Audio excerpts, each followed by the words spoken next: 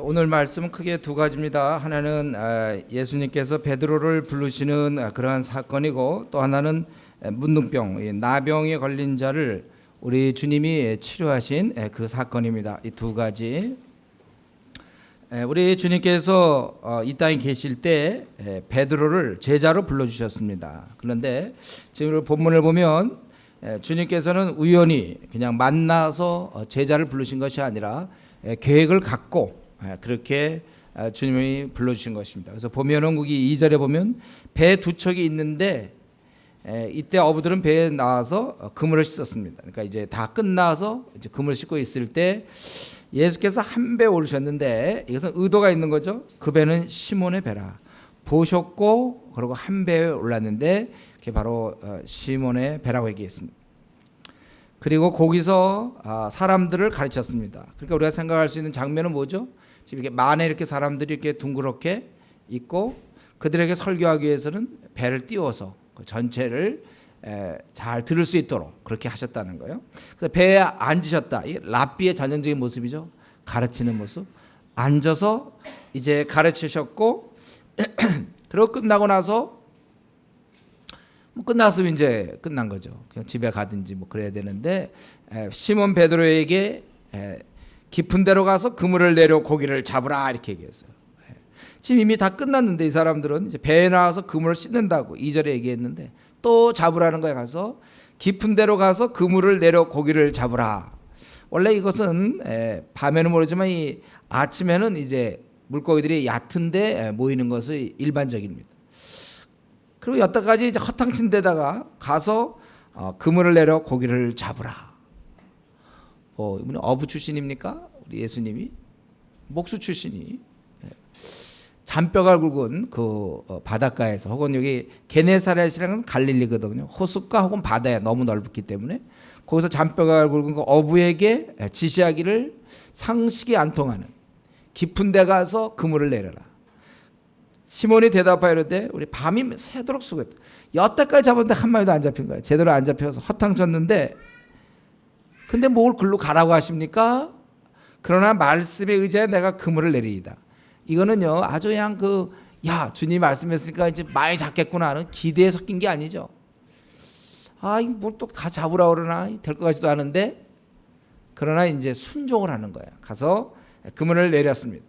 그렇게 하니 이 말 속에 뭐예요? 이들이 배를 지어서 또 깊은 데로 가고, 그 이제 다음에 써먹으려고 그물을 깨끗이 씻어놨는데 다시 그걸 써야 돼. 또 닦아야 되는 작업을 있지만 이제 그물을 던졌다는 거예요.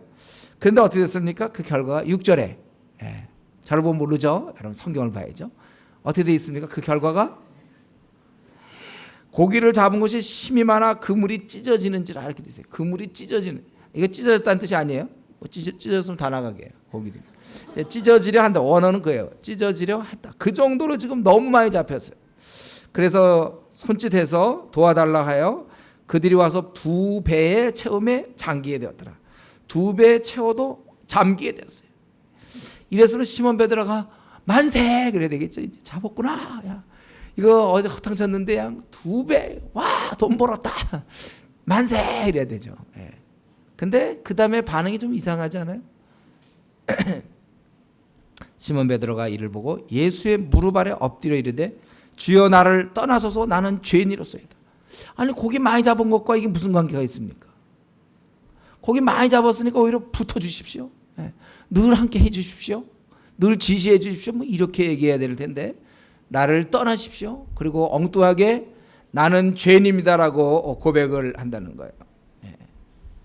그리고 주위 사람들도 놀랬고, 10절에 보면 그의 동업자였던 야고보 요한도 놀랐고, 그리고 예수님이 이제 후로는 내가 사람을 취하리라 하시고 그들이 배들을 육지에 대고 모든 것을 버려두고 예수를 따르니라. 예수님께서 처음 베드로를 불렀을 때 사건입니다. 베드로는 놀라운 일을 경험하면서 지금 자신이 누구 앞에 있는가를 생각하게 되었어요. 알고 보니까 온 자연계를 지배하시는, 결국 이 물고기도 우리가 모르지만 예수님께서 명하셨겠죠. 물고기들 배 하나 가니까 그 옆으로 모여라. 이렇게 쫙 모이게끔 다 연락되게끔. 우리 이것을 우리가 보진 않았어요. 성경 안 나와 있어요. 그러나 그렇게 했겠고, 그물을 내리면 너희들 다 들어가라고 아마 물고기들이 다 들어갔는지 모르겠어요. 예. 사실은 자연계를 마음대로 통치하시는 하늘의 왕이십니다. 예. 온 우주의 창조자인 그분이 인간의 몸을 입고 이 땅에 지금 베드로 앞에 서 계신 거예요. 이 사실을 그 순간 그가 깨달았어요.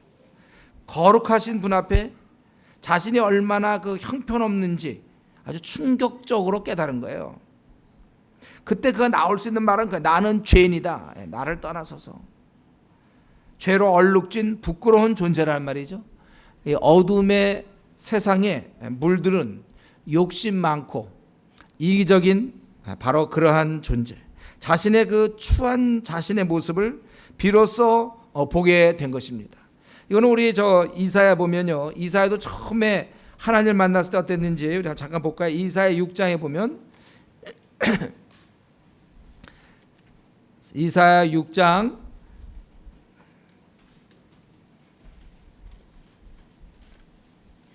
6장에 보니까 이사야가 처음 이제 사명받기 전에 바로 성전에서 6장 1절에 보면 우시야 왕이 죽던 해 때 아주 굉장히 격변기 한 왕이 죽는 그런 상황 속에서 보좌에 앉으신 바로 하나님을 만나게 됩니다. 그래서 스랍들이 모여가지고 거룩하다고 찬양하고 있고 4절에 보면 문지방의 터가 요동하며 성전의 연기가 충만했다고 그랬습니다. 이런 장면에 이러한 하나님의 임재를 경험했던 이사야는 그때 내가 말하되 화로다 나여 망하게 되었도다 그렇게 얘기했어요. 하나님을 만나고 망하게 되었다고 그랬어요. 왜요?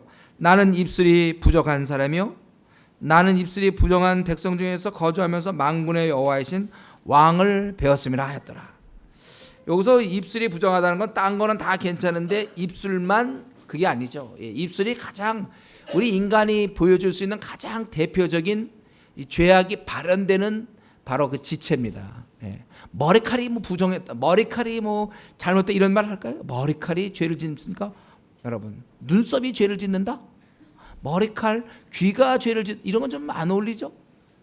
피부가 죄를 졌다든가 이런 입이 죄를 짓다. 입이 가장 대표적인 거예요. 왜요? 입에서 거짓말이 나올 거거든. 나의 마음의 생각이 모아지는 것이 입이에요. 그러니까 입술로 범죄하는 거예요. 거짓말하고. 자기가 그 전까지 사람들 앞에서 무슨 거짓말했다고 생각했습니다. 이사야가. 그러나 하나님을 만날 때 자기의 추한 존재, 자기의 적나라한 모습이 발가벗긴 듯이 보여지는 거거든요. 그럴 때 자기 입술을 보니 너무나 더러워요. 온갖 더러운 말이 다 나왔어요. 사람에 대해서 불평하고 수근수근거리고 그 사람 들으면 안 되는 데서 얘기하고 이런 입에 더러운 말이 입을 통해서 다 나왔으며 또 입을 통해서 변명하고 둘러대고 자기의 그런 것들이 다 입을 통하여 남에 대해서 격려해줘야 될 입을 통하여 그 사람을 무시할 때 입을 사용하고 우리가 변명하고 둘러댈 때 입을 사용하고 더럽고 추한 모습 입술의 범죄라는 건 우리 몸의 범죄를 얘기하는 거예요. 신실하게 약속을 못 지키고 둘러대고 거짓말하고 속이고 남을 비방하고 조롱하고 말로 그를 세워줘야 되는데 세우지 못하고 약속하고 약속 못 지키고 이런 모든 것을 그가 보게 됐다는 거예요. 부정한 사람 나는 망하게 되었다 이렇게 얘기했어요. 그때 이제 스랍 중에 하나가 하나님의 천사 중에 하나가 그를 와서 입술을 이제 네 죄를 사해줬다. 그러면서 8절에 누가 나를 위해 가냐 할 때 나를 보내소서. 유명한 구절이죠. 나를 보내소서. 이미 준비된 자가 이제 이렇게 얘기하는데 지금 사실은 똑같은 경우죠. 그가 주님이 그를 이제 사람을 취하는 자로 부르기 바로 전에 그가 깨달았던 것은 자신이 형편없는 죄인이라고. 여기서 강조는 나를 떠나소서 쪽이 아니에요. 나는 죄인이라는 거예요. 지금 이제 미워해갖고 싫어해서 예수님 떠나셔 그게 뜻이 아니라 자기가 너무나 추하고 견딜 수가 없는 그분 앞에서 자신이 죄인이라고 고백하는 것입니다. 이전에 우리 시몬 베드로는 주님을 이 사건 이전에도 만난 적이 있습니다. 안드레의 소개로 한번 만난 적이 있고 또 그 4장에 나온 것처럼 시몬 집에 들어가셔서 장모가 중한 열병을 앓고 있을 때 38절에 보면 그때도 사실은 그런 이적을 경험했어요. 그래서 점점 예수님에 대해서 생각을 하고 있다가 또 말씀을 들었고, 그리고 이제 고기를 낚음을 통하여 거기서 정말 갑자기 그분을 통해서 자기의 존재를 갑자기 보게 된 것입니다. 나는 죄인이라고 고백하는 거, 이게 우리 생에 아주 가장 어떻게 보면 아주 결정적인 순간이 되는 거예요. 이렇게 깨닫기가 어렵거든요. 왜냐하면 자기는 자기 모습 못 봐요. 여러분, 우리 이제 주위의 사람들 보면 같이 공동체에 있어도 요 얘기만 해주면 이 사람 참 고쳐질 것 같은 사람 있잖아요. 좀 제발 요 얘기만 좀 해주고 싶어. 막 해주고 싶은데 했다가는 삐칠 것 같거든. 얘기 못 해. 이 사람 좀 이거 지금 분명히 문제점인데 근데 본인만 몰라요. 아마 여러분도 저한테 혹시 목사님 요것만 해주면 참 좋을 텐데, 또 저도 여러분한테 요것만 고치면 너 요것만 고치면 진짜 좋은데 막 이렇게 서로 생각할지 모르겠어요. 우리 조장 딴 건 다 좋은데 요 면이 참 문제야. 요것만 고치면 좋아. 우리 조언 요것만 고치면 좋은데. 그건 뭘 의미합니까? 자기를 못 본다는 거예요. 다 자기 안에 빠져 있어요. 왜 사람이 나를 싫어하는지를 몰라. 왜 내가 그렇게 교회에서 인기가 없는지, 아니면 내가 왜 회사에서 인기가 없는지. 본인은 자기 또 주관적 착각은 자유니까 자기가 혹시 인기 좋다고 생각할지 모르겠어요. 교회에서도 지금 사람들이 다 자기를 지금 굉장히 인정해 준다고 그러는지 모르겠어요. 자기가 스스로 속여요. 마귀가 속여요. 우리가 이 자신이 자기를 못 본단 말이죠. 그런데 나는 죄인입니다. 입에 붙은 얘기가 아니라 이걸 진정으로 깨닫고 나는 죄인입니다 이렇게 고백하는 거, 이 고백 때문에 주님이 필요한 거예요.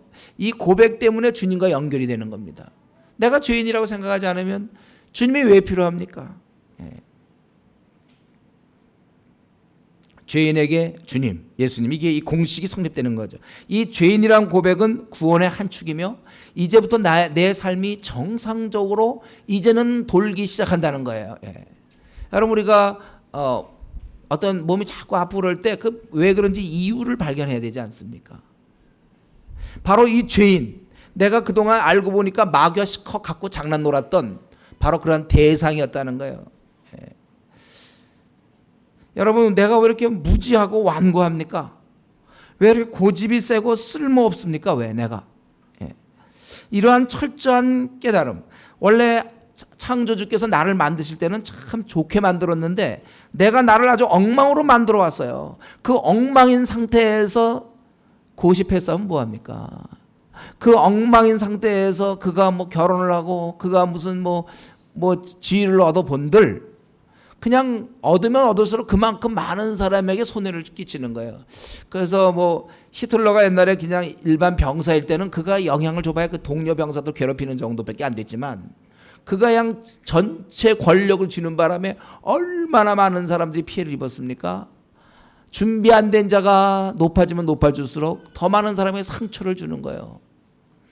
우리가 이렇게 자신이 그렇게 쓸모없고 고집스럽고 하여튼에 완고하고 분별력 없고 엉망인 내가,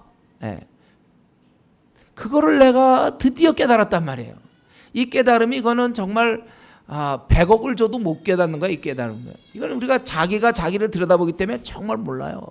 지금 자기 성격의 문제를 모른다니까요. 자기가 지금 행동하고 있는 것이, 자기가 지금 행동하고 있는 게 사람들한테 어떻게 비치는지를 모르는 채 행동해요. 이건 조장도 마찬가지고 목사도 마찬가지고 우리 인간은 누구나 다 갖고 있는 것들이에요. 자기가 지금 그렇게 하는 게 다른 사람이 볼 때 그게 어떤 건지를 전혀 모르고 있다니까요. 아니, 하나님 앞에서 자기가 얼마나 가증스러운 존재인지를 몰라요. 그리고 계속해서 완고하게, 고집은 왜 이렇게 센지, 자기 그저 하고 싶은 대로 주님도 섬기고 자기 하고 싶은 대로 하지, 하늘의 왕께서 나를 보실 때 과연 나를 어떻게 보실까를 생각해 본 적이 없어요. 그냥 자기의 스타일대로 주님을 섬기고 자기의 스타일대로 사람을 만나고 대인관계를 그렇게 하고 항상 자기는 꽤 괜찮을 거라고 그렇게 믿다가 드디어 여기서 와르르르 무너진 거예요. 나는 죄인으로서. 그때 베드로가 무슨 잘못을 그렇게 했겠습니까? 그냥 고기 잡았던 거, 고기들한테 미안하지만 그렇게 잘못했습니까, 베드로가? 그러나 이것은 절대적으로 하나님 앞에서 우리 인간이 마땅히 깨달아야 될 가장 중요한 문제입니다. 나는 형편없는 자입니다. 이걸 깨닫기 전까지는 주님 안 필요해요. 이걸 깨닫기 전까지는 나는 내 삶을 엉망으로 한다.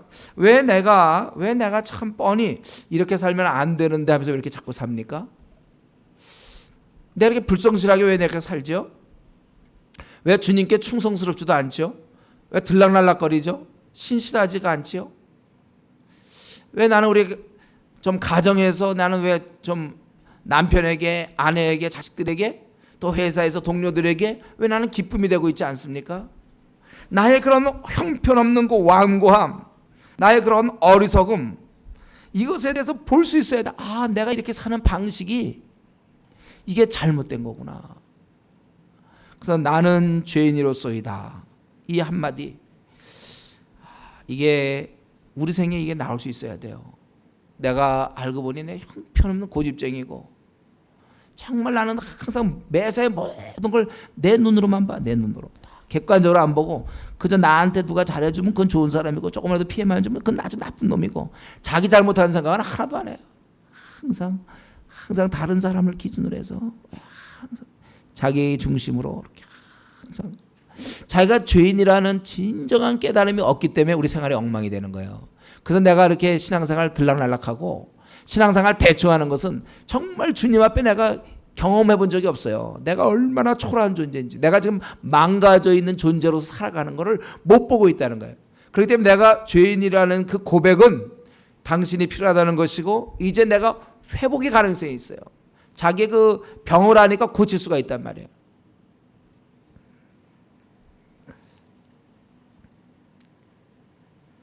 사실 우리가 일생에 꼭 한번 체험하셔야 됩니다. 나의 그 삶이 얼마나 그게 참 형편없는 삶인지, 내 이 머릿속에 있는 가치관 있잖아요. 가치관, 나를 움직이는 이 가치관이 완전히 오염됐기 때문에 내 행동은 맨날 오염된 식으로 나와요. 나에게 누가 조금만 뭐라 그러면 나는 금방 삐치게 되고 나는 나의 가치관은 항상 세상적이고, 항상 돈 잘 벌려고 그러고, 어떻게 하면 나를 인정받게 하려고 그러고, 어디 가나 항상 나는 주도권을 쥐고, 항상 나는 요 잘못된 요 칩이 하나 들어가가지고 요것 때문에 내 삶은 참 그렇게 하는 거야. 내 주위 사람은 항상 힘든 겁니다. 예. 항상 다치게 돼 있어요. 내 주위 사람들은. 여러분 이러한 경험 있습니까? 나는 정말 하나님 앞에 고집세며 나는 주위 사람 배려하지 않고, 언제나 나는 이기적이고, 언제나 내 중심적이고, 내 기준에 따라 나를 잘 대해주는 사람 좋은 사람이고, 아니면 나쁜 사람이고, 항상 그런 기준으로 내 입술을 통하여 나는 범죄했으며 불평이 많고 수군대고, 그러한 내 자신, 이 자신을 정말 깨달을 수만 있다면 그것은 가장 복된 일이에요. 귀한 일입니다. 그렇다면 내 아내는 행복하고, 그렇다면 내 남편은 행복하기 시작해요. 그렇다면 내 자식은 행복하고, 내 부모님은 행복합니다. 그렇다면 나를 만나는 사람들은 행복하기 시작해요. 이거 깨닫기 전까지는 내가 정말 형편없는 완고한, 무지한, 그리고 아주 이기적인, 잘난 척하는, 고집센 그러한 내 자신인 걸 아직도 모른다면 그걸 깨달을 때까지 주위 사람 힘들고 지치고 편안하지 못하고 고통받게 되는 것입니다. 내가 입을 열 때마다 상처받게 되는 거예요. 나를 고치기 전에는 안 되는 거예요. 그런데 비로소 사실은 나는 죄인이라고 이 베드로가 고백한 것입니다. 이 위대한 고백에 이런 자가 주님이 할 수 있는 것입니다. 자기의 형편없음을 알고 있는 것. 그럴 때 우리 주님 반응은 뭡니까? 나는 죄인이로서다 했을 때 오히려 그래서 너 죄졌냐?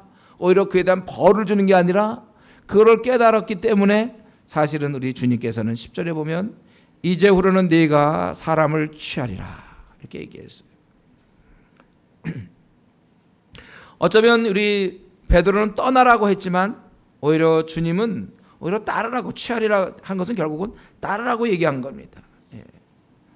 우리는 오늘 이 본문을 통해서 우리 주님이 바로 이렇게 형편없는 것을 깨달았을 때 그를 일꾼으로 사용한다는 사실을 알게 됐어요. 왜 나는 지금까지 일꾼으로 사용되지 않는가? 왜 주님께서 나를 쓰지 않는가? 내가 살아 움직이니까. 내가 하나님 앞에 전적으로 형편없고 무가치한 거란 걸 깨닫기 전까지는 주께서 쓰지 않으시다는 거예요. 여기 보면 우리 주님의 의도를 볼 수 있죠. 주님이 사실 아까부터 그 5장 1절에서부터 가서 그 배 안고 말씀 전하고 끝나고 가시지 않고 시몬에게 가서 깊은 데 가서 고기를 잡으라. 지금 그가 허탕쳤기 때문에 안 돼서 고기 그 생계에 도움되라고 한 게 아니었고, 알고 보니까 이런 모든 과정을 통해서 결국 주님은 뭘 원하셨냐면 베드로를 이제 사람 취하는 자로 부르시기를 원했다는 거예요. 이건 주님의 속성상 당연합니다. 주님은 뭐예요? 주님이 이 땅에 오셨을 때 그 당대 몇십 년 동안의 사람들만, 그때 사는 사람만 복받고 축복받으라는 게 아니라 오고 오는 세대에 계속해서 수많은 사람들이 복받기를 원해요. 주님은 믿는 자들만 구원하기를 원하지 않고 지금 아직 구원받지 못한 수많은 사람도 할 수 있다면 모든 자가 구원받기를 우리 주님은 원하신다는 것입니다. 이게 우리 주님께서 베드로를 부르신 이유예요. 주님은 사람들이 구원받기 원합니다. 우리 말고 다른 사람도 주님은 관심이 있어요. 그건 주님의 속성상 어쩔 수 없습니다. 왜 우리만 좀 사랑하시지 왜 다른 사람도 왜 사랑하십니까? 그건 우리가 물을 수 없어요. 우리 주님께서는 다른 사람도 구원받길 원해요. 여러분만 이렇게 앉아있길 원치 않고 다른 사람도 다, 회사에 있는 그 동료들도 다 구원받기를 원하신다는 거예요. 가족이 다 구원받기를 원하세요. 이게 주님이 베드로를 찾아가신 이유입니다. 그리고 우리 주님은 단지 그렇기 때문에 그냥 가르침만 베풀고 끝난 게 아니라, 가르침 베풀다가 그냥 돌아가시고 승천하셨다 끝났다가 아니라 사역 초기서부터 일꾼을 만드셨습니다. 일꾼을 키우셨어요. 그 사람이 바로 베드로죠. 베드로, 야고보, 요한 다 일꾼을 키우셨어요. 왜 하필 베드로입니까? 성경 그거에 대한 이유를 얘기 안 해요. 어쨌든 우리가 아는 것은 주님께서는 주님이 직접 하는 것이 아니라 주님은 항상 누군가 사람이 필요하다는 거예요. 그래서 시대마다 일꾼을 부르셔서 그 일꾼에 의해서 세상이 밝아지고 그 일꾼에 의해서 복음이 전파되고 많은 자가 계속 구원받게 되었다는 것입니다. 그렇다면 우리는 이제 우리는 이 시간에 우리는 이 말씀을 보면서 생각해야 될 건 무엇입니까? 예수님이 베드로를 부르실 때 참 묘하게 부르셨구나. 그를 제자 삼기 위해서 그는 고기들을 주시고 그리고 그를 제자로 불러주셨구나. 우리 이런 걸 깨달으면 됩니까? 고기 많이 주셨네. 그가 어부니까 고기 2배나 주시고 제자로 하다. 우리 이런 걸 깨달으면 됩니까? PBS 하면서. 야, 베드로는 행운이다? 이런 겁니까?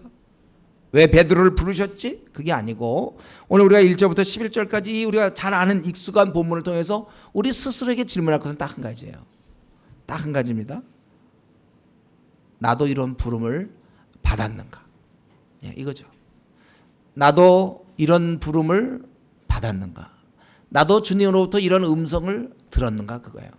주님은 시대마다 일꾼을 부르셔서 모든 사람을 사랑하시기 때문에, 여러분 전도하면 자꾸 전도 부담이 이게 아니고, 전도는 우리말로 번역하면 사랑이에요. 주님의 사랑. 주님이 남도 사랑하신다 그 뜻이에요. 여러분 알고 계셨나요? 전도를 우리 한국말로 번역하면 주님은 나만 사랑하는 게 아니라 다른 사람도 사랑해서 그 사람이 구원받기를 원하신다. 그게 전도예요. 그거 알아요.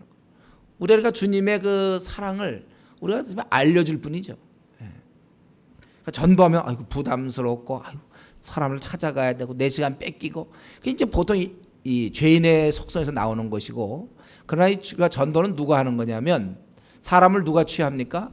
주님의 사랑을 깨달은 자. 주님은 저 길거리 다니는 사람들, 회사에 있는 직원들을 사랑하고 계시는구나. 그들을 참 사랑한다. 이걸 깨닫는 거예요. 주님이 여기서 의도는 그겁니다. 이 땅에 오셔서 본인이 많은 사람을 구원하셨지만 베드로를 부르신 것은 그거예요. 그렇기 때문에 지금 우리에게 중요한 것은 주님은 항상 사람을 불러서 일하시는데 그 주님이 이제 이렇게 뽑은 사람들 그 중에 내가 들어가느냐 이거예요. 이게 중요한 것이지. 베드로가 뽑혔다 이거 중요한 거 아니라고 그랬어요. 한번 여러분 정직하게 물어보세요. 자기 자신에게. 나는 뽑혔습니까? 제가 지난번 수련 때 말씀드렸죠. 제가 예비군 예비군 되었을 때, 예비군 그거 왔다 갔다 힘들어. 그거 뭐 괜히 왔다 갔다 하고 그러는데 예비군 그 빨리 끝나길 바랐더니 그 다음에 민방위 대라고 그랬죠 제가. 예, 그래서 민방위 대로서 그 자격을 가지고 1년에 한 번씩 잠깐 가서 출석 부르고 오지만은 민방위 대에 속했지만 어느 순간엔 졸업, 민방위대 오지 말라고 그러더라고. 그 다음부터 나는 그때 이제 그게 좋은 것 같긴 하지만 한편으로 약간 아쉬웠어요. 이제 내가 좀 쓸모가 없는 것 같아. 이거 뭐 민방위로도 나는 소용이 없어요.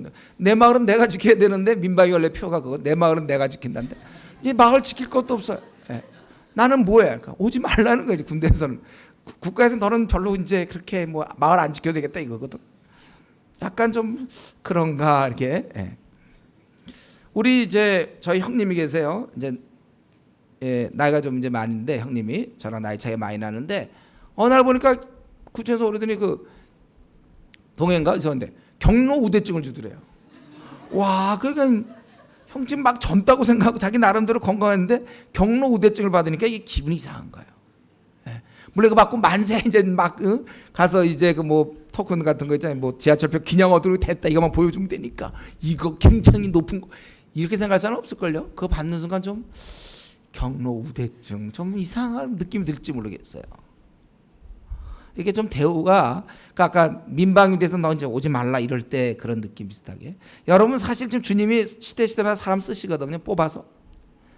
우리 교회에서도 지금 많이 뽑아서 쓰세요 우리 주님이. 그런데 한번 정직하게 자기가 질문해 보는 거죠. 나는 주님께서 나를 부르셨는가? 이 부르심 이거. 여러분 이거 얻기까지는 우리의 삶은 그냥 꿈입니다. 꿈. 여러분이 고시 패스하고 또 뭐 잘 결혼하고 또 아파트를 잘 장만하며 회사에서 승진도 잘 되고 또 잘 되고 뭐 자자자작 돼도 꿈이라니까요. 그 삶이 꿈이에요. 깨어나 보면 아무것도 아니에요. 이제 우리가 주의 날을 주의 마당에서 언젠가 주님 앞에 우리가 이제 깨어나 있을 때 내가 살았던 과거들 그냥 꿈에 지난 것이. 이런 사명이 없는 자는 지난 시간에 했습니다. 식물 인간이라고 그랬어요. 식물 인간. 그냥 숨만 쉬는 것 똑같아요. 여러분 꿈에서 우리가 아무리 잘 먹으면 뭐합니까? 뷔페 가서 아주 제일 좋은 뭐 인터컨티넨탈 그 뷔페 내가 아는 이제 제일 좋은 데인데 인터컨티넨탈 뷔페 몇만 원짜리 식사를 했고 꿈에니까 꿈에 먹고 꿈에 막 잘 됐어요. 결혼도 했습니다. 자식도 잘 나고 꿈에 막 잘 됐어요. 그럼 뭐 합니까? 그런 꿈 꾸면 뭐 합니까?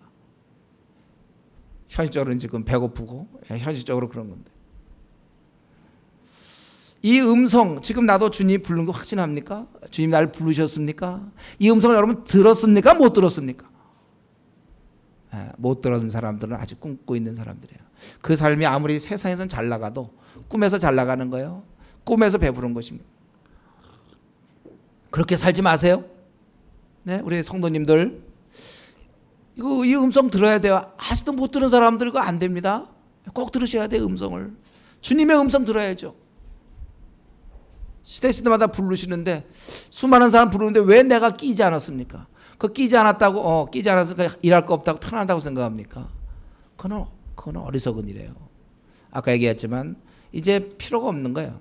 부를 필요가 없어. 주님이 쓸 필요가 없어. 그 사람 주님께 쓰임 받는 사람이 되세요. 여러분 주님께 쓰임 받지 않으면 뭐죠? 그러면 이제 뭐 퇴근 후에 집에서 텔레비전이나 보면 되죠. 왜냐면 할 일이 없으니까. 그저 어떻게 천국만 가면 되니까 그저 주일날 예배만 드리면 되겠죠.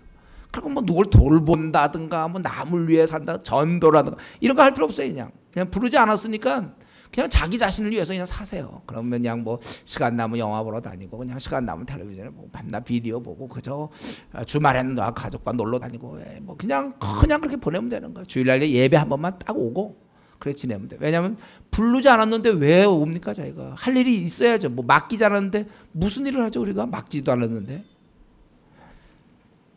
우리가 이거 중요한 것은 저는 사실 여러분들이 이 음성을 다 듣기 바라요. 주로부터 내가 너를 쓰겠다. 이 음성을 들어야 돼. 그래서 거기에 맞춰서 여러분의 남은 생을 살으셔야 됩니다. 그래서 이렇게 주님이 취하리라 하시니 그 저걸 일꾼으로 불러주셨기 때문에 11절 그들이 보니까 야고보 요한도 같이 베드로를 육지에 대고 모든 것을 버려두고 예수를 따르니라. 이때 그 하늘의 임금께서 나를 부르셨는데 지금 흥분하게 이거 가만히 있을 수 있습니까? 여러분 이 국가에서 국무총리만 불러줘도 갑자기 어느 대학에 교수하다가도 막 좋다고 그러고 뭐 당선 막 그 축하들 막 전화 받고 막 이러는 거 아니에요? 그럴 때 자기가 뭘 하다가 지금 그거 다 두고 가는 거죠. 근데 지금 하늘의 왕께서 이 땅에 오셔서 거두시면서 하늘의 왕이 지나가시다가 특별히 자기 배를 타셨고 또 그렇게 하시다가 이제 내가 너를 일꾼으로 부른다. 그랬을 때 그럴 땐 이 영광스러운 직책 때문에 사실은 이 모든 것이 관심이 없어지는 거예요. 그분이 부르실 때 이 땅에서의 모든 명예와 이 땅에서의 모든 부귀 영화가 관심이 없어지는 거예요. 저는 사실 대학교 2학년 때 이 구절을 보고 고민을 많이 했어요. 이 구절 그때 처음 보고서 그때 제가 이 구절을 한참 들여다봤어요. 그러고선 모든 걸 버려두고 그럼 나는 이제는 학교 그만 다녀야 되는 거 아닌가? 그럼 나는 이제는 매일 복음만 전하러 다니는가? 그래야 되는가? 제가 대학교 2학년 때 고민했어요. 이 구절. 그러나 이 말은 뭡니까? 이 말은 우리의 그런 자세가 물론 풀타임의 경우는 이제 그게 또 사역이 되겠지만은 우리가 무엇을 하든지 우리 마음 자세는 항상 주님의 말씀을 먼저 듣고 그 말씀에 순종하고 그분을 따를 준비가 돼 있어야 된다는 거예요. 주 예수보다 더 귀한 것은 없네. 세상 부귀와 영화 그와 바꿀 수 없네. 우리는 이런 그런 찬양이 있지 않습니까? 바로 여기서 이 베드로가 이거 모든 걸 두고 따를 때는 아이고 저거 뭐처럼 잡은 물고기 그 2배 이거 내다 팔든지 뭐 구워 먹어도 이거 대단한 거거든. 이거 내 생에 처음으로 이렇게 많이 잡았어. 이거 아까운데 어떡하나. 주님 일주일만 기한을 주십시오. 내가 좀 다 어떻게 좀 해먹든지 아니면 어떻게 하든지 뭐처럼 이런 게 아니에요. 그런 게 그때는 하늘의 것과 비교할 때 거룩한 부르심과 비교할 때 나머지는 다 가치가 없는 거예요. 여기서는요. 여러분 오해하지 마세요. 직장 그만두라는 얘기가 아니에요. 이거는 여러분이 직장을 다니든 뭘 항상 이런 자세로 부름받은 자는 이런 자세로 살아야 된다는 거예요. 주님 원하시는 것에 유보할 게 없어야 돼요. 혹시 우리 중에 이렇게 생각하는 사람이 있습니까? 주님이 요건 다 하던데 요것만은 내가 놓을 수 없습니다. 이런 거 있습니까? 혹시 내가 딴 건 다 해도 혹시 주님이 나 요거 놓으라 할까 봐 걱정입니다. 절대 나 이것만큼은 놓을 수 없습니다. 혹시 그런 분 있습니까? 아직 하늘의 음성을 듣지 못한 자예요. 하늘의 음성을 들으면 지금 뭐냐면 진흙을 놔라 그거거든요. 왜냐하면 금을 잡으려고 할 때 진흙을 놔야 되는 거예요. 그게 그러니까 누가 야 제발 좀 놔라 막 설득하고 이게 아니라 본인이 진흙이네. 금 잡으라고 그러니까 놓고 잡아야죠. 그냥 그런 깨달음. 여기서 베드로는 그런 깨달음이에요. 자기가 지금 그물, 배, 자기가 아니란 삶 이게 다 갑자기 이게 하늘의 부름과 비교해 보니까 비교가 안 된단 말이에요. 지금 고기 지금 구워 먹고 지금 이거 입에 들어가서 소화시키고 요거 팔면 얼마 벌고 이게 옛날에는 이거였어요. 이건 많이 잡는 거 어부 중에는 뭐가 제일 좋은 거냐면 고기 많이 잡는 게 이거예요. 고기 많이 잡는 게 그러니까 최고란 말이에요. 그걸 위해서는 어부는 항상 그물 닦으면서 그물을 하면서 어디다 던져야 돼서 많이 잡을까 이거거든요. 쉽게 가면 어떻게 하면 우리로 돈 좀 많이 벌고 내가 어떻게 하면 좀 직장에서 좀 승진도 하고 또 내가 알아주는 거고 내가 또 연봉이 높아지면 아파트 상기 값이 오르고 막 이런 거. 그러나 그게 갑자기 주님을 만나면서부터는 그거는 다 상대화시키고 그동안 절대적이었지만 상대적이라는 거예요. 오직 주 예수 그리스도를 쫓아가는 삶. 돈이 있든지 없든지 이런 거에 구애하지 않아요. 여기서 그러니까 베드로는 사실 이런 게 사실은 상대적으로 값어치가 없었던 거예요. 주님이 부르시니까. 너무나 엄청난 부름이죠. 하늘의 임금께서 그를 불러주셨어요. 그래서 그가 된 것입니다. 저는 여기서 이 베드로의 이 순간의 그 시각이 중요하다고 봐요. 이것을 가볍게 볼 수 있는. 아직까지 이것을 그냥 최고인 양 붙잡고 혹시 있는 거 우리 없습니까? 주님 안에서 그 아무것도 아닌 걸 깨달아야 돼요. 우리 이것은 주를 섬기기 위한 것이지 이게 대단한 게 아니야. 그건 만약 그런 걸 붙잡고 있다면 주님 이것만큼은 절대로 안 됩니다. 이거 붙잡고 있다면 그게 바로 탐욕, 우상숭배죠. 주님보다 더 사랑하는 게 아직도 있습니까? 내가 이건 절대로 놓을 수 없습니다. 내가 대학에 들어왔는데 좀 놀다가 때가 되면 주님 섬기겠습니다. 그 놀다가 이걸 섬기는 거예요. 예. 이게 아직도 우상이에요, 우상숭배. 내가 이것만큼은 절대 안 됩니다. 예, 그거. 그 우상이라니까. 자기가 섬기고 있는 우상은 실체가 여러분 그거예요, 실체. 여러분 무슨 일 때문에 그렇게 바쁘시죠? 무엇 때문에 이렇게 분주하십니까? 무엇을 위해서? 무엇 때문에? 왜 그렇게 바쁘고 분주하게 매일 사셔야 됩니까? 주님의 부르심 때문입니까? 아니면 내 마음의 원함 때문인가? 아주 그냥 다양스럽게도 여기서 베드로는 다양스럽게도 바로 주님을 만났고 주님을 이제 따르게 된 것입니다. 내가 갖고 있는 모든 것 언제든지 주님을 위한 것이고, 그래서 우리 그 로마서 14장에 있는 것처럼 잠깐 볼까요? 로마서 14장에 우리가 항상 이런 자세로 로마서 14장 7절 8절 신약 250 제 성경으로 257 258쪽에 로마서 14장 7절 8절 다 같이 한 목소리 읽겠습니다. 시작. 우리 중에 누구든지 자기를 위하여 사는 자가 없고 자기를 위하여 죽는 자도 없도다. 우리가 살아도 주를 위하여 살고 죽어도 주를 위하여 죽나니 그러므로 사나 죽으나 우리가 주의 것이로다. 내가 대학에 들어간 이유가 이것입니다. 주를 위하여.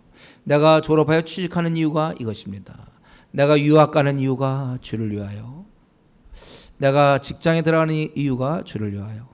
결혼하는 이유가 주를 위하여. 사나 죽으나 우리가 주의 것으로. 우리가 살아도 주를 위하여 살고 죽어도 주를 위하여 죽나니 사나 죽으나 우리가 주의 것이로다. 내가 지금 무엇 때문에 이렇게 분주합니까? 주님 때문에. 항상 우리는 그것이 주님 때문이 아니라면 그것은 우리의 삶 자체가 방향을 잘못 잡은 거예요. 우리가 그렇게 살아야 돼요. 주님만이 나의 전부가 되어야 될 것이고 모든 것을 버려두고 예수를 따르니라. 이렇게 얘기했습니다. 그 다음에 이제 그 다음에 보면은 나병 들린 사람, 문둥병이죠. 문둥병 걸린 사람에게 그를 고쳐주는 장면이 나오는데 12절부터 우리 마지막까지 그렇게 나옵니다. 예수께서 한 동네에 계실 때 온몸에 나병, 문둥병 들린 사람이 있어요. 예수를 보고 엎드려 구하여 이르되 주여 원하시면 나를 깨끗하게 하실 수 있나요?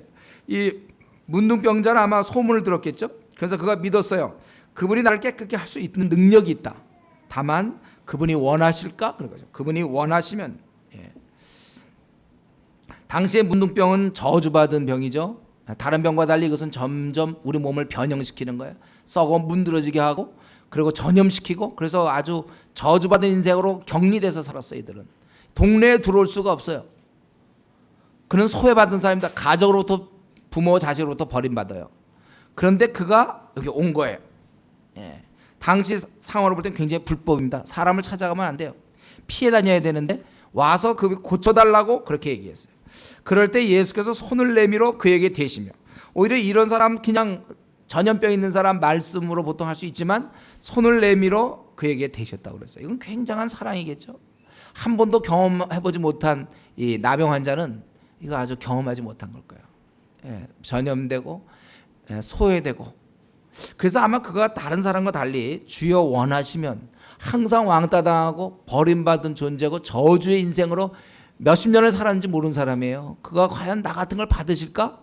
원하시면 나를 깨끗게 할 수 있나이다. 그렇게 얘기한 거예요. 그럴 때 주님은 그 말 그대로 내가 원한다 그 얘기를 하신 거예요. 그리고 내가 원하니 깨끗함 받으라. 그래서 나병이 곧 떠나게 되었어요. 그래서 예수님께서 저에게 경고하시고 아무에게도 이르지 말고 가서, 왜냐하면 수많은 사람이 그러면 이제 계속 병자들이 오니까 내가 가서 제사장에게 몸을 보여드리고 모세의 명한 대로 예물을 드려 저에게 증거하라. 그 예수의 소문이 더욱 퍼져, 그러고 났더니 예수의 소문이 더욱 퍼졌다는 것은 이 나병 회복된 사람이 가만 안 있었다는 뜻이죠. 하기야 자기가 그 나병 고쳤는데 가만히 있겠습니까? 그래서 소문이 더욱 퍼져 허다한 무리가 말씀도 듣고 병도 나아 먹고자 하여 모였을 때 예수님은 그때 물러가 한적한 곳에 기도하셨다는 것입니다. 우리는 여기서 다시 한번 주님이 이 땅에 오신 이유가 이 땅에 사는 사람들 행복하게 하려고, 뭐 궁극적으로 행복한 거죠. 그냥 육신적으로 행복하게 하기 위해서 이 땅에 오신 게 아니에요. 그거 하려면 선지자들 보내면 돼요. 병 고치기 위해서 주님이 이 땅에 오신 거 아닙니다. 가난한 사람들 부자 되게 하려고 이 땅에 오신 게 아니에요. 그러려면은 그냥 사람 보내면 돼요. 병 고치는 거 한 엘리사 정도만 보내도, 엘리사 정도 한 50명 풀면 다 고쳐요. 그런 거는 그냥 할 수 있는 일이에요. 그거는 50년짜리를 할 수 있는 일이에요. 가난한 자 구제하는 거 그냥 만나 보내주시면 끝나요. 예수님을 보낼 필요 없어요, 하나님께서. 이쪽은 실낙원이기 때문에 근본적으로 가난이 있기 마련이고 근본적으로 아픈 자가 있고, 사실 그래야 또 이런 고통 속에서 가보면 하나님께 돌아오는 사람들은 뭐 아플 때 돌아와요. 아플 때. 그렇게 고집 세고 이런 사람도 자가 아프니까 마지막 순간 돌아온단 말이에요. 그러니까 사실 병이 없으면 안 돼. 어떻게 보면 고통이 있어요, 우리는.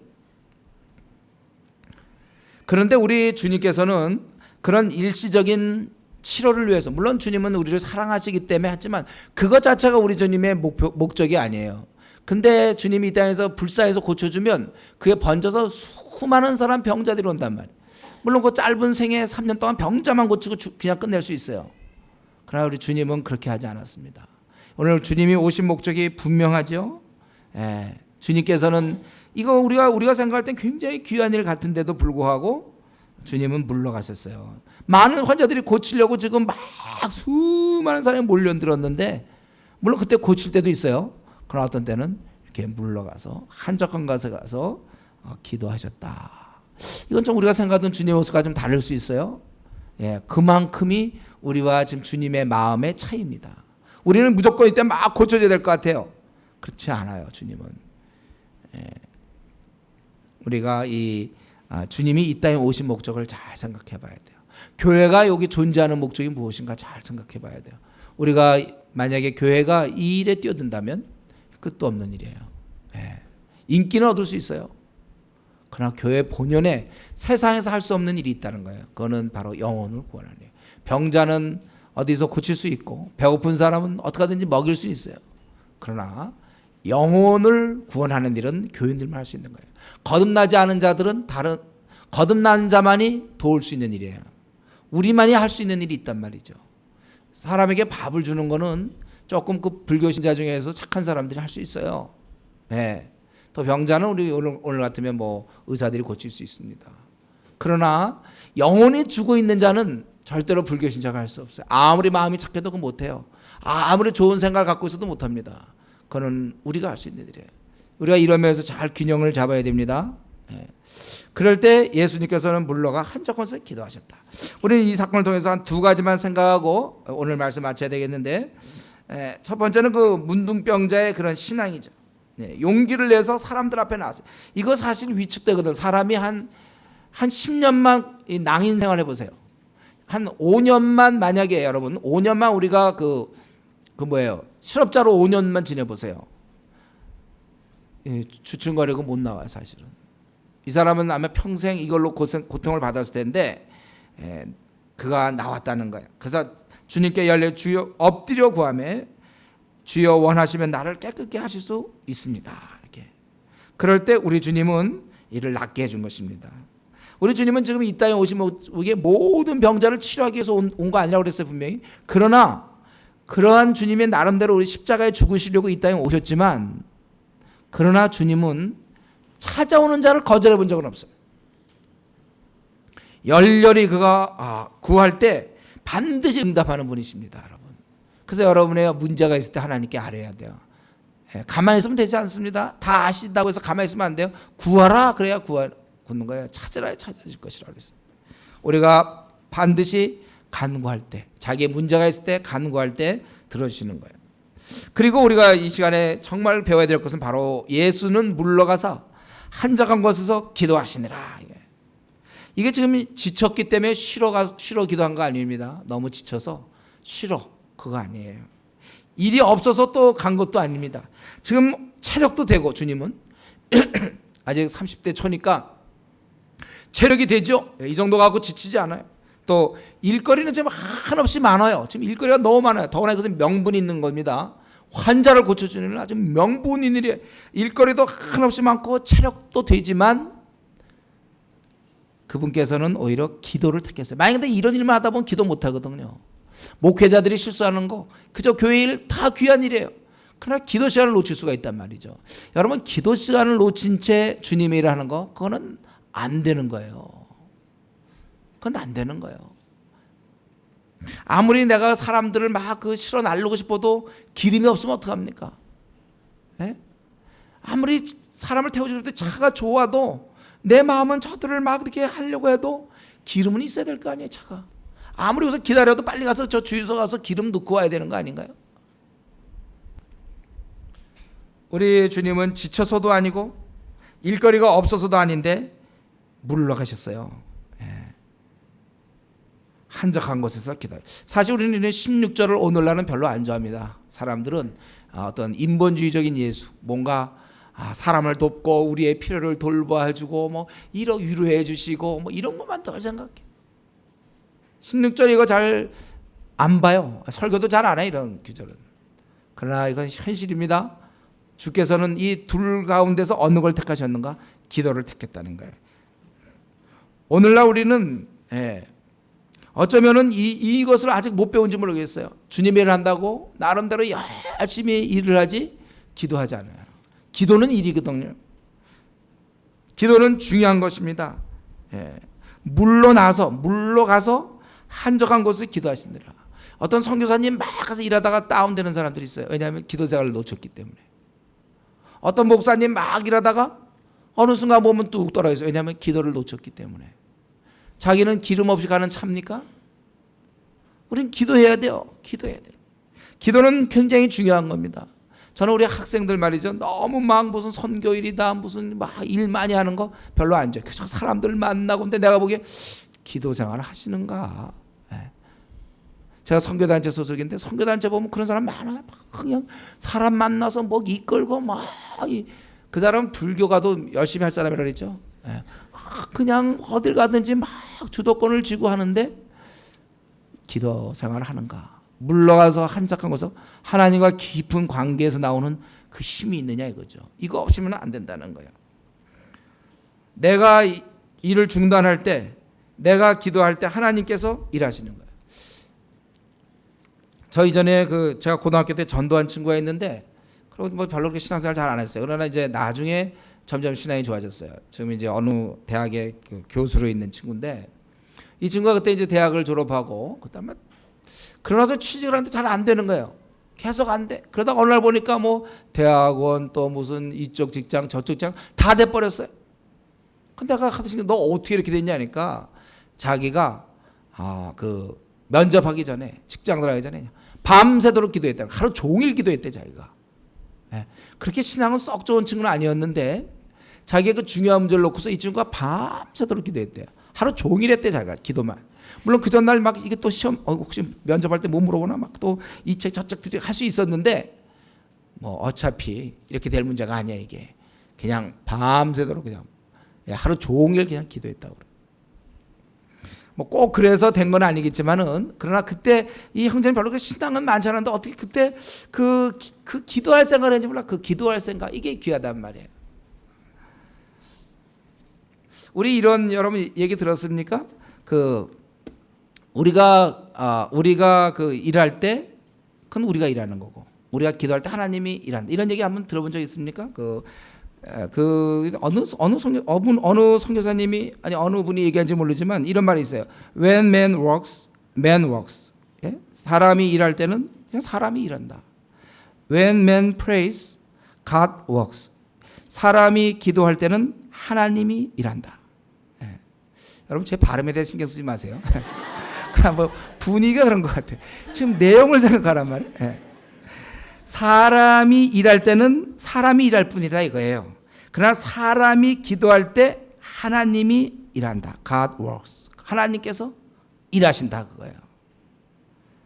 여러분 이게 바로 지금 주님이 보여준 거예요. 예수는 물러가서 한적한 곳에 기도하시는. 자기가 이런 문제 저런 문제 생애 중요한 문제 자기가 뚫어보려고 해봐야 자기의 그 제한적인 힘 갖고 안 돼요. 위로부터 오는 힘을 가져야죠. 내가 쉽게 해서 내가 지금 10밖에 없는데 아니 한 50까지 잡혔어. 어떤 사람은 50, 최대가 50이야. 그 나는 한 15밖에 안 돼. 어떤 사람이 25짜리가 있어요. 35짜리에서 40 넘어가면 유능한 사람이 이 사람 일 잘해. 성과가 있어요. 그런데 해봐야 50 미만인데 하나님이 일하시면 500만 한꺼번에 500만 빵 하면 되는 거라 이거예요. 하나님이 일하셔야 되는 것입니다. 아까 그러니까 제가 얘기했던 그 교수라는 친구는 그걸 그 순간 어떻게 터득했어요. 자기 중요한 문제를 그냥 밤새도록 그렇게 돼. 제가 벌써 지난번에 한번 얘기했잖아요. 제가 그 약간 비슷한 케이스. 뭐였죠? 운전 제가 11번 떨어질 때 11번 떨어지고서 이제 이거 어떻게 밤낮 떨어지는가. 1년 시험 필기가 1년짜리거든. 1년. 그 떨어지면 다시 시험 재봐야 돼. 그거에서 또 맨 마지막이었어. 이번에 떨어지면 또 세 번째 또 시험 봐야 돼. 실기. 답답하고 이럴 때 제가 이제 코스 하면 이렇게 해서 절로 꺾을 때 이렇게 꺾어서 우리 그때 이제 굴절 뭐 S자 T자 갈 때 이렇게 했다가 그걸 기억했지. 여기까지 갔다가 뒤로 하고 그걸 더 묵상하고서 이제 최종적으로 이런 게 아니고 그때 제가 맨 마지막 어떻게 했어요? 그냥 기도만 했다 그랬잖아요. 계속 내 이름 부를 때까지 그냥 앉아서 도와주십시오 이렇게 계속. 그래서 내 이름 나오네 무조건 나 그냥 막 했는데 됐다 그랬죠. 제가 11번째 11번째 참 그때 될 때 잠시 이상하게 하던 중간에 꼭 내 번호가 나왔는데 이상하게 내 번호를 안 불러요.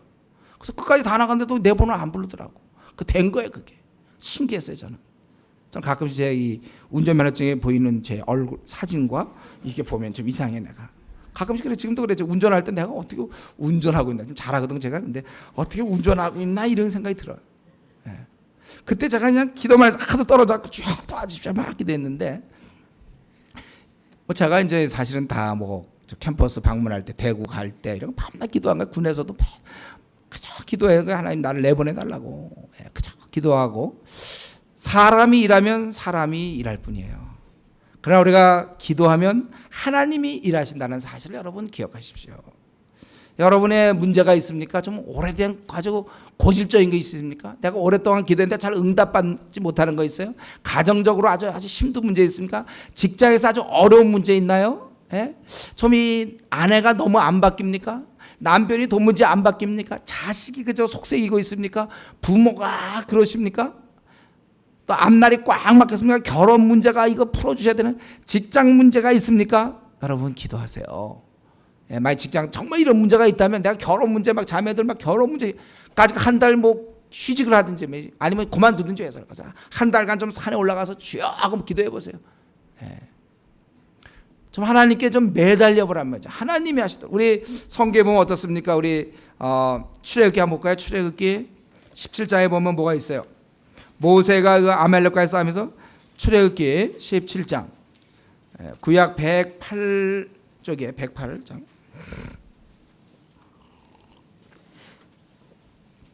17장 출애굽기 17장 8절에 보면 그때 아말렉이 와서 이스라엘 르비딤에서 싸우니라. 모세가 여호수아에게 이르되 우리를 위하여 사람을 택하여 나가서 아말렉과 싸우라. 내일 내가 하나님의 지팡이를 손에 잡고 산 꼭대기에 서리라. 여호수아가 모세의 말대로 행하여 아말렉과 싸우고 모세와 아론과 훌은 산 꼭대기에 올라가서 모세가 손을 들면 이스라엘이 이기고 손을 내리면 아말렉이 이기더니 손을 들었다는 것은 기도했다는 뜻이거든요. 기도했을 때 이기고 또 손을 내리면 아말렉이 이기더니 모세의 팔이 피곤하며 그들이 돌을 가져다가 모세의 아래에 놓아 그가 그 위에 앉게 하고 아론과 훌이 한 사람은 이쪽에서 한 사람은 저쪽에서 모세의 손을 붙들어 올렸더니 그 손이 해가 지도록 내려오지 아니한지라. 여호수아 칼날로 아말렉과 그 백성을 쳐서 무찌르니라. 여기 보면은 이 전쟁이 났습니다. 이거 참 이들이 지금 출애굽해서 광야에서 하는데 아말렉이라고 이미 준비된 데서 쳐들어왔어요. 전쟁이 났어요. 이럴 때 모세가 기도했다는 거예요. 이때 모세가 말이죠. 이놈들이 쳐들어왔어. 그래갖고 여기 보면 막 지팡이 하나 들고 나가갖고 막 상대방 후로 때리다든가. 그래봐야 몇 명 때렸겠습니까? 과거에 그도 좀 싸울 줄 알았으니까. 그래서 한 5명 때렸다. 그래서 되는 게 아니에요. 이때 지팡이 들고 산에 올라가서 그럼 산에 올라오는 놈들 때렸나? 그게 아니고 그는 기도했다는 거야. 여러분 이런 거 한 가지만 더 예를 들어볼까요? 우리 열왕기하 19장을 봅시다. 열왕기하 19장 35절에 보면 이 19장 자체가 뭐예요? 지금 그 랍사게 또 사네립이 군대 이 아수르가 와서 공격했을 때 그 당시 최강의 나라였거든요. 당대 최강의 나라. 그럴 때 저들이 와서 하나님을 조롱하고 막 그럴 때 그는 그 히스기야가 기도하게 되었고 거기 35절에 보면 이 밤에 여호와의 사자가 나와서 아수르 전에서 군사 18만 5천 명을 친지라. 아침에 일찍 일어나 보니 다 송제 적군이 다 전멸당했어요. 그리고 아수르 왕 사네립이 떠나 돌아가 니느웨에 거주하더니 거기서 배반에 의해서 그가 죽게 되었다는 거예요. 그거를 이제 우리 그 열왕기하에 이렇게 기록되고 있는데 정말 선지자가 또 하나님 나라의 백성들이 기도함으로 말미암아 결국은 이러한 승리를 가져. 만약에 이때 히스기야나 이런 사람들이 나가서 싸웠다고 합시다. 문 열고 나가고 싸워서 한 몇 명, 한 20명 정도 물리쳤다. 그거 되는 게 아니에요. 18만 5천에 그래서 전멸시켰던 하나님의 그러한 능력. 여기서는 그건 악마의 부대고 하나님을 그들은 공개적으로 도전했고 하나님은 절대 할 수 없다라고 하나님을 조롱하던 자들에 대해서 하나님 징계하신 것입니다. 예. 여러분 우리가 이 시간 좀 생각할 것은 그겁니다. 우리 주님께서는 때때로 이런 사역 중에도 하나님과의 교제와 하나님과 기도하면서 아마 이 기도할 때 저 아픈 자를 위해서 기도했는지 모르겠어요.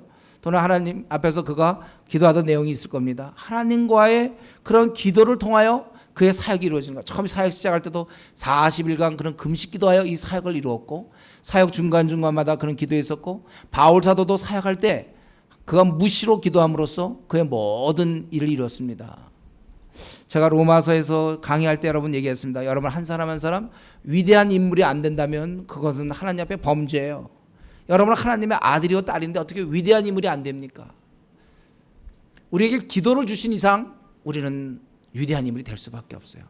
그래서 자신이 갖고 있던 오래된 기도 제목이 있습니까? 하나님 왜 이렇게 빨리 응답 안 해주십니까? 좀 이런 문제 놓고 어느 날은 한번 기도하고 또 2, 3일 쉬었다가 또 하루 가서 기도하고 이게 아니고 정말 하나님께 좀 매달려 보십시오, 여러분. 나름대로. 그래서 제가 이번 한 달이면 한 달 정해서 퇴근 후에 무조건 내가 3시간 동안 기도한다. 하나님. 살아계신 하나님 내 문제를 알고 있지 않습니까? 가정에 무슨 문제가 있습니까? 자식의 문제가 있나요? 부모의 문제가 있습니까? 아니면 배우자의 문제가 있습니까? 정말 안 바뀌어 배우자가. 이 남편이 안 바뀌고 아내가 안 바뀌어. 그냥 여러분 기도하셔야 돼요. 하나님 어떻게 우리가 이 하나님께서 일하도록 우리 교회 부흥도 마찬가지입니다. 하나님이 일하시도록 우리가 기도해야 돼요. 기도하는 자 그쪽에 길이 열리고 하나님의 은혜가 임하는 것이고 우리가 기도 없이 뛰어들고 하나님의 일하고 막 그렇게 정말 하나님과 관계가 깨어진 상태에서 그것이 확보 안 된 상태에서 우리가 움직인다면 거기에는 열매가 없는 것입니다.